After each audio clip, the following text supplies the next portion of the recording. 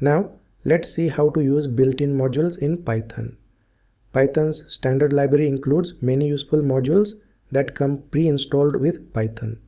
You can import these modules into your code using the import statement.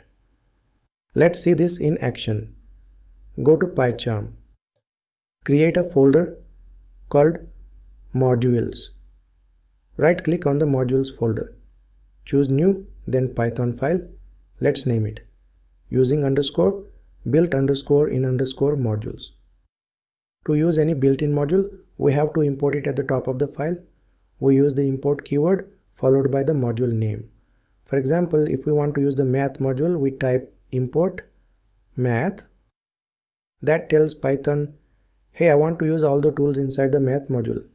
Now we can use its functions by writing math dot followed by the function name. Let's see this in action. After importing math, we want to find the square root of 25. So we call the function print math.squart and pass 25. Run the program and this gives the result 5.0. Let's try another one. To calculate 2 raised to the power of 3, we write print math.pow with 2, 3. Run the program and this gives 8.0. So the math module helps us perform advanced mathematical calculations. Next, let's import the random module. We type import random. Now let's generate a random number between 1 and 10. We type print function within brackets random dot, then call random integer method with 1 and 10 as arguments.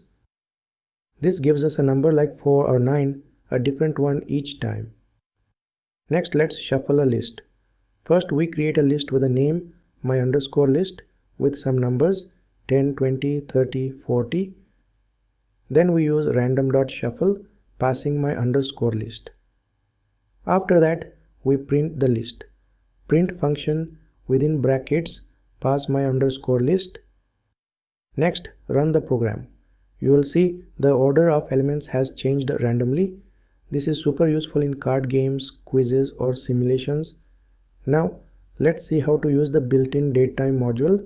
Let's now import datetime. To get the current date and time, we write print function within brackets datetime.now. Next, run the program and this returns something like the full current date and time. If you want only the date, not the time, use print function within brackets datetime.date.today. Next, run the program and this returns something like the full current date but no time, 2025-08-15. So date time is used when you are working with clocks, calendars or time tracking.